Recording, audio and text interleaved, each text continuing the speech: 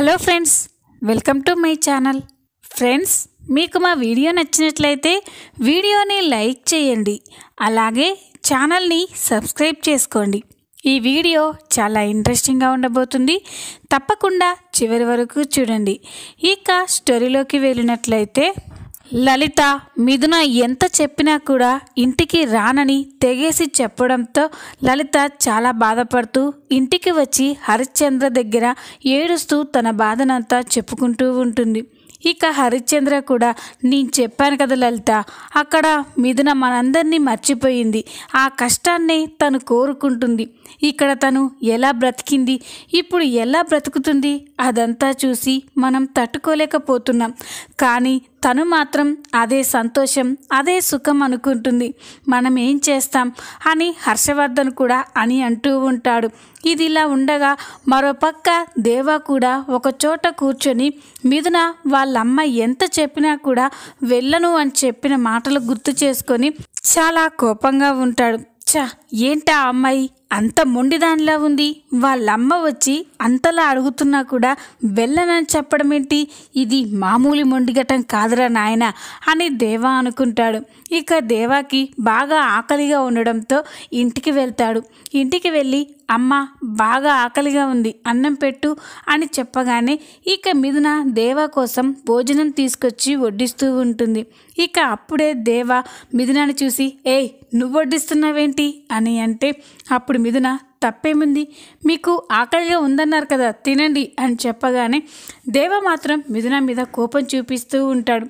బాగా ఆకలిగా ఉందని అన్నం తినడానికి వచ్చాను, కానీ నన్ను ప్రశాంతంగా అన్నం కూడా తిననివ్వడం లేదు నువ్వు అని చెప్పి దేవ అసహనంగా ఇంట్లో నుంచి వెళ్ళిపోతాడు. దేవ అలా వెళ్ళిపోవడంతో శారద చాలా బాధపడుతుంది. ఇక మిథునతో, చూసావా నా కొడుకు ఆకలిగా ఉందని అన్నం తినడానికి ఇంటికి వస్తే నువ్వు ఉండడం వల్ల వాడు అన్నం కూడా తినలేకపోతున్నాడు, నా కొడుకు పస్తులుండాల్సి వచ్చింది నీ కోసం, ఇదంతా నీ వల్లే, దయచేసి నువ్వు మీ ఇంటికి వెళ్ళిపో అని శారద కోపంగా చెప్పి అక్కడి నుంచి వెళ్ళిపోతుంది. మిథున దేవా కోసం అన్నం తీసుకొని దేవా ఉన్న చోటికి వెళ్తుంది. ఇక మిథున తన కోసం భోజనం తీసుకురావడం చూసి దేవా, హే నువ్వెందుకు వచ్చావు ఇక్కడికి అని అంటే, అప్పుడు మిథున, బాగా ఆకలిగా ఉందన్నారు కదా, ఇదిగో తినండి అని చెప్తుంది. అప్పుడు దేవా, ఏంటి పిచ్చి పిచ్చిగా ఉందా, ఇక్కడి నుంచి వెళ్ళు, నేను తినను అని అంటాడు. అప్పుడు మిథున, మీరెందుకు తిననంటున్నారో నాకు తెలుసు అని చెప్పగానే ఇక దేవా, ఏంటి ఎందుకు తిననంటున్నాను అని అంటే, అప్పుడు మిథున, ఇప్పుడు నేను తీసుకొచ్చిన ఈ అన్నం తింటే ఎక్కడ నా భర్తగా ఒప్పుకోవాల్సి వస్తుందో అని భయపడుతున్నావు కదా అని చెప్పగానే ఇక దేవా, ఈ దేవాకి భయం ఏంటి, ఈ సిటీలో ఉన్న రౌడీలందరికీ నేనే పెద్ద, అలాంటిది ఆఫ్టర్ ఆల్ నీకెందుకు భయపడతాను అని దేవా అంటాడు. అప్పుడు మిథున, భయపడినప్పుడు మరి భోజనం తినండి అని మిథున అంటుంది. అప్పుడు దేవా, తింటా నాకేంటి అని దేవా మిథున చేతిలో ఉన్న ప్లేట్ని లాక్కొని గబగబా అన్నం తింటూ ఉంటాడు. అది చూసి మిథున చాలా సంతోషపడుతూ ఉంటుంది. దేవా అంత ఆకలిగా ఉండడం చూసి మిథున, ఇంత ఆకలితో ఉండి ఎందుకు ఇలా బయటకు వచ్చేది అని అనుకుంటూ ఉంటుంది. దేవా అన్నం తిన్న తర్వాత ఇక వెంటనే, ఇప్పుడైనా ఒప్పుకుంటావా, నిన్ను నేను ఎప్పటికీ భార్యగా ఒప్పుకోనని అని దేవా చెప్పగానే ఇక మిథున ఆ ప్లేట్ తీసుకొని నవ్వుకుంటూ, ఒప్పుకోను అనుకుంటూనే నేను నీ భార్య అని నువ్వే ఒప్పేసుకున్నావు అని మిథున అంటుంది. మిథున అలా అనేసరికి, ఏం మాట్లాడుతున్నావు, నువ్వు నా భార్య అని నేనెలా ఒప్పుకున్నట్లు అని అంటే, అప్పుడు మిథున, లేకపోతే ఏంటి, ఎవరైనా పరాయి అమ్మాయి నీ కోసం భోజనం తీసుకొస్తుందా, నీ భార్య కాబట్టే నీ కోసం భోజనం తీసుకొస్తుంది, నీ భార్య తీసుకొచ్చింది అనుకున్నావు కాబట్టే నువ్వు ఇప్పుడు కడుపు నిండా భోజనం చేసావు అని చెప్పగానే ఇక దేవా, అబ్బా ఇలా ఇరికించేస్తుంది ఏంట్రా ఇది అని అనుకుంటూ ఉంటాడు. ఇక మిథున నవ్వుకుంటూ అక్కడి నుంచి వెళ్ళిపోతుంది. ఇక ఒకరోజు మిథునకి తనకి కొన్ని వస్తువులు కావలసి వస్తుంది. తనకి కావలసిన వస్తువులు ఎవరిని తీసుకురమ్మని చెప్పలేకపోతుంది. దేవా ఎలాగో తనని పట్టించుకోవట్లేదు కాబట్టి తనకి అవసరమయ్యే వస్తువులు తనే షాప్కి వెళ్ళి తెచ్చుకోవాలి అనుకుంటుంది. ఇక మధ్యాహ్నం టైంలో ప్రమోదిని దగ్గరికి వచ్చి, అక్క నాకు కొన్ని వస్తువులు కావాలి, తీసుకురావడానికి దగ్గరలో షాప్ లేదు, షాప్ ఎక్కడుంది అని చెప్పగానే ప్రమోదిని షాప్ ఇక్కడ లేదు మిథున, ఈ వీధి చివర దూరంగా ఉంది అని చెప్తుంది. అప్పుడు మిథున, అక్క నేను షాప్కి వెళ్ళాలి, కాస్త తోడొస్తావా అని అడుగుతుంది. అప్పుడు ప్రమోదిని, వచ్చేదాన్నే మిథున, కానీ నేను నీతో అలా వచ్చాను అని మామయ్య గారికి తెలిస్తే మామయ్య గారు చాలా కోపంగా ఉన్నారు. సారీ మిథున, నేను నీకు సాయం చేయలేకపోతున్నాను అని ప్రమోదిని చెప్తుంది. ఇక మిథున, పర్వాలేదక్క, నేనే వెళ్ళి తెచ్చుకుంటాను అని మిథున ఒంటరిగా ఎండలో రోడ్డుపై నడుచుకుంటూ షాప్కి వెళ్తూ ఉంటుంది. ఇక అలా వెళ్తూ ఉంటే ఆ రోజు దేవా కొట్టిన సాంబా మనుషులు ఒక చెట్టు కింద మాట్లాడుకుంటూ ఉంటారు. మిథున ఒంటరిగా రోడ్డుపై నడుచుకుంటూ వస్తూ ఉంటే ఆ రౌడీలు మిథునాని చూసి, అన్నా ఆ దేవగాడి పెళ్ళం ఒంటరిగా వస్తుందన్నా అని చెప్తాడు. అప్పుడు సాంబాకి ఆ రోజు దేవా కొట్టిన దెబ్బలన్నీ కూడా గుర్తొస్తాయి. రేయ్, ఆ దేవగాడు ఆ రోజు దీని మీద చెయ్యేస్తే దాన్ని అప్పగించి వాడు ఓడిపోయానని ఒప్పుకుంటాను అన్నాడు. ఈరోజు ఛాన్స్ దొరికిందిరా, వాణ్ణి దెబ్బకు దెబ్బ కొట్టాలి, దీన్ని అడ్డం పెట్టుకుని వాణ్ణి ఒక ఆట ఆడుకోవాలి అని చెప్పి దేవా మనుషులు అనుకుంటూ ఉంటారు. మిథున ఆ రౌడీలను చూసి ఒక పక్క కంగారు పడుతూనే ఉంటుంది. ఏంటి వీళ్ళు ఇక్కడున్నారు, మళ్ళీ ఏదైనా గొడవ చేస్తారా అని కంగారు పడుకుంటేనే షాప్ దగ్గరికి వెళ్ళి తనకి కావలసిన వస్తువులు కొనుక్కొని మళ్ళీ భయపడుకుంటూనే వెనక్కి ఇంటికి వస్తూ ఉంటుంది. మిథున అలా వస్తూ ఉంటే ఆ రౌడీలు మిథునాకి అడ్డుగా వస్తారు. రౌడీలు అక్కడికి రావడం చూసి మిథున, ఏయ్ నాకు అడ్డెందుకు వచ్చారు, పక్కకు తప్పుకోండి అని అంటుంది. అప్పుడు రౌడీలు, చూడు పాప, పక్కకు తప్పుకోవడానికి రాలేదు, ఇప్పుడు నిన్ను ఎత్తుకెళ్ళడానికి వచ్చాం. ఆ రోజు నీ మొగుడు అన్నాడు కదా, నీ మీద చెయ్యేస్తే మాకు నిన్ను అప్పగించేసి వెళ్తాను అని. ఈరోజు నిన్ను అడ్డం పెట్టుకొని వాణ్ణి ఒక ఆట ఆడుకుంటాను అని సాంబా అంటాడు. అది విని మిథున భయపడిపోయి పారిపోతూ ఉంటే రౌడీలంతా కూడా మిథునాని పట్టుకుంటారు. ఇక మిథునాని నేరుగా ఒక గోడౌన్కి తీసుకెళ్ళి అక్కడ మిథున కాళ్ళు చేతులు కట్టేస్తారు. ఇక మిథున మాత్రం, రేయ్ వదలండ్రా, నా భర్తకి తెలిస్తే మాత్రం మీ ప్రాణాలు తీసేస్తాడు అని మిథున అంటుంది. అప్పుడు రౌడీలు, మాకు కావాల్సింది కూడా అదే కదా, వాడిక్కడికి రావాలి, నిన్ను అడ్డం పెట్టుకొని వాణ్ణి ఒక ఆట ఆడుకోవాలి అని చెప్పి ఇక సాంబా అంటూ ఉంటాడు. అప్పుడే సాంబా, ఇప్పుడు తలుచుకుంటే మేము నిన్ను ఏమైనా చేయొచ్చు, కానీ నీ మొగుడు కళ్ళ ముందే నీ జీవితాన్ని నాశనం చేయడం వాడు చూడాలి. జీవితంలో ఈ రోజును తలుచుకొని వాడు కుళ్ళి చావాలి అని చెప్పి సాంబా అంటూ ఉంటాడు. ఇది ఇలా ఉండగా మరో పక్క షాప్కని వెళ్ళిన మిథున ఎంతసేపటికి ఇంటికి రాకపోవడంతో ప్రమోదిని గుమ్మం వైపే చూసి మిథున కోసం ఎదురు చూస్తూ ఉంటుంది. అప్పుడే శారద ప్రమోదిని దగ్గరికి వచ్చి, ఏంటి ప్రమోదిని, ఎవరి కోసం అంతలా ఎదురు చూస్తున్నావు అని అడుగుతుంది. అప్పుడు ప్రమోదిని, మిథున కోసం అత్తయ్య, మిథున తనకేవో వస్తువులు కావాలి అని షాప్ దగ్గరికి వెళ్ళింది, ఇంతసేపటికి రాలేదు, వెళ్ళి చాలాసేపు అవుతుంది అత్తయ్య అని ప్రమోదిని అంటుంది. అప్పుడు శారద, ఏంటమ్మా అంత దూరం తననొక్కదాన్ని ఎందుకు పంపించావు, తోడుగా నువ్వు కూడా వెళ్ళాల్సింది కదా అని శారద అంటుంది.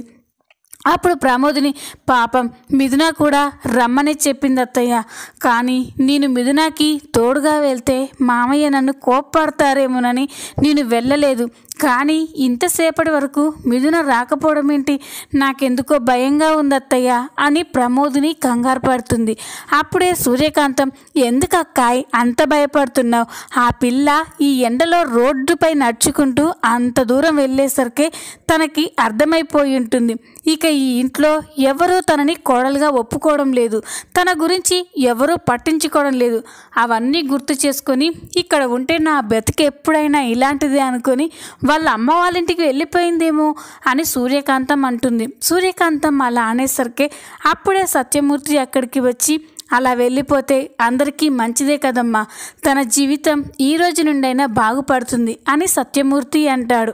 ఇక శారద కూడా, నిజమేనండి, ఆ అమ్మాయి ఇక్కడ పరిస్థితులు అర్థం చేసుకొని మళ్ళీ వాళ్ళ పుట్టింటికి వెళ్ళినట్టుంది అని అంటారు. ఇక అందరూ కూడా మిథున వాళ్ళ పుట్టింటికే వెళ్ళిపోయింది అని అనుకుంటూ ఉంటారు. ఇంతలోనే చీకటి పడుతూ ఉంటుంది.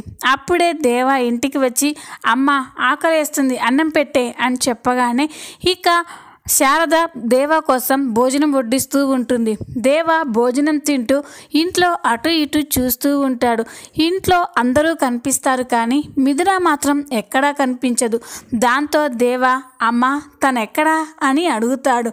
అప్పుడు శారద ఎవర్రా అని అంటే అప్పుడు దేవా అదేనమ్మా ఆ మొండిగటం ఎక్కడా అని అడుగుతాడు.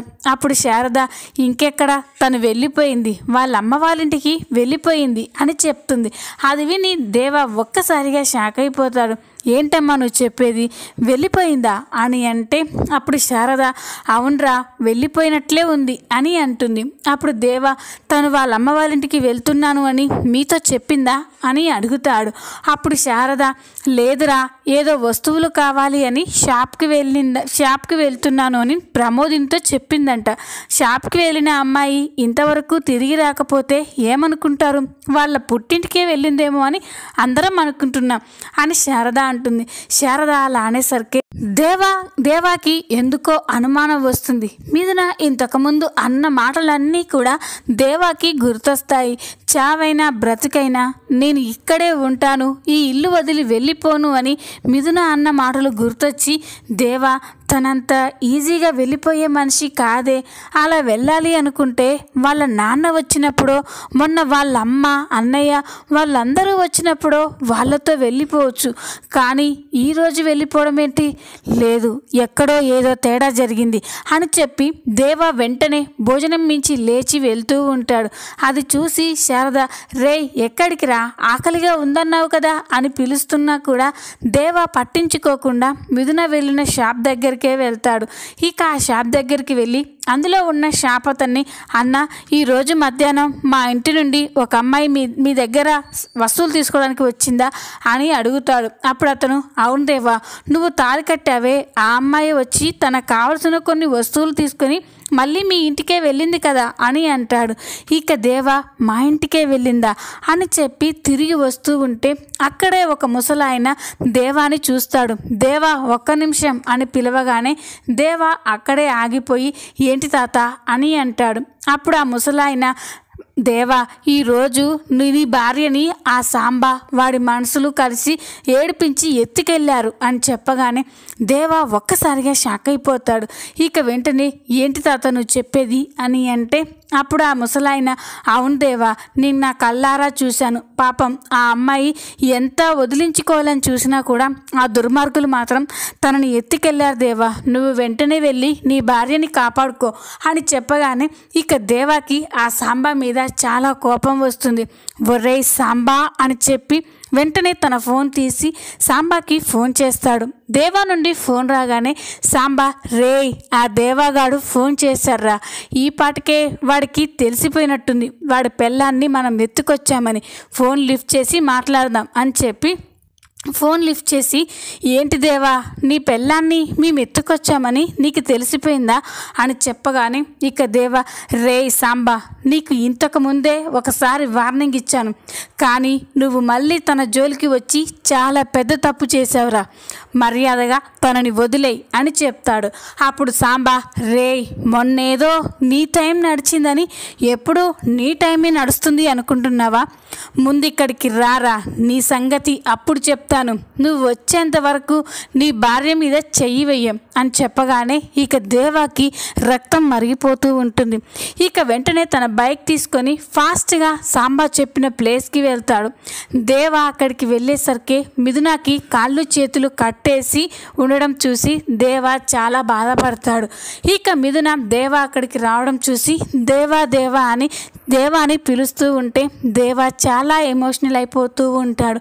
అప్పుడే సాంబా రౌడీలంతా కూడా దేవా దగ్గరికి వచ్చి నాకు తెలుసు దేవా నువ్వు ఇక్కడికి వస్తావని నాకు తెలుసు, అయినా ఇంత లేట్ చేసావేంటి దేవా, ఈ అమ్మాయిని చూస్తుంటే మాకు అస్సలు ఊరుకోబుద్ధి కావడం లేదు అని మిథున గురించి తప్పుగా మాట్లాడుతూ ఉంటే దేవాకి చాలా కోపం వస్తుంది. రేయ్ అని కోపంగా అరుస్తూ ఉంటే అప్పుడే మిథున గొంతు దగ్గర కత్తి పెట్టి దేవా నువ్వు ఇంకొక మాట మాట్లాడినా నీ చెయ్యి ఎత్తినా కూడా ఈ అమ్మాయి ఇక్కడే ప్రాణాలు వదిలేస్తుంది అని చెప్పడంతో ఇక దేవా అలాగే చూస్తూ ఉండిపోతాడు. ఇక సాంబా రేయ్ కానివ్వనరా అని చెప్పగానే ఇక దేవాని కర్రలతో కొడుతూ ఉంటే దేవా మాత్రం మిథున కోసం ఒక్క దెబ్బ కూడా రౌడీలని కొట్టకుండా ఉంటాడు.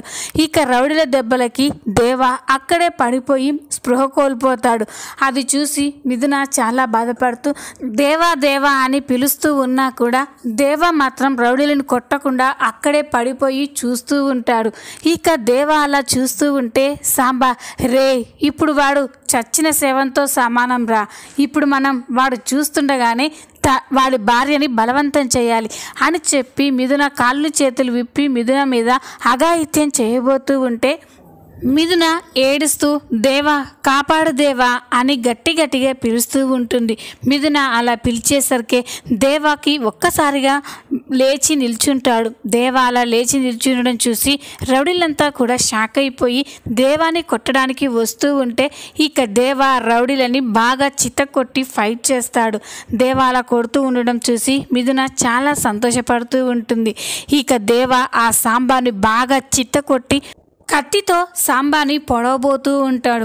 అప్పుడే మిథున దేవా ఆగు అని అనేసరికి దేవా ఆగిపోతాడు. ఇక మిథున దేవ దగ్గరికి వచ్చి వద్దు దేవా, ఇలాంటి వాణ్ణి చంపి నువ్వు జైలుకి వెళ్ళడం ఏంటి, వద్దు వదిలేసాయి అని చెప్పగానే ఇక దేవా, రేయ్ తనని ఇంత కష్టపెట్టినా కూడా తను నిన్ను వదిలేయమని చెప్తుంది కాబట్టి వదిలేస్తున్నాను.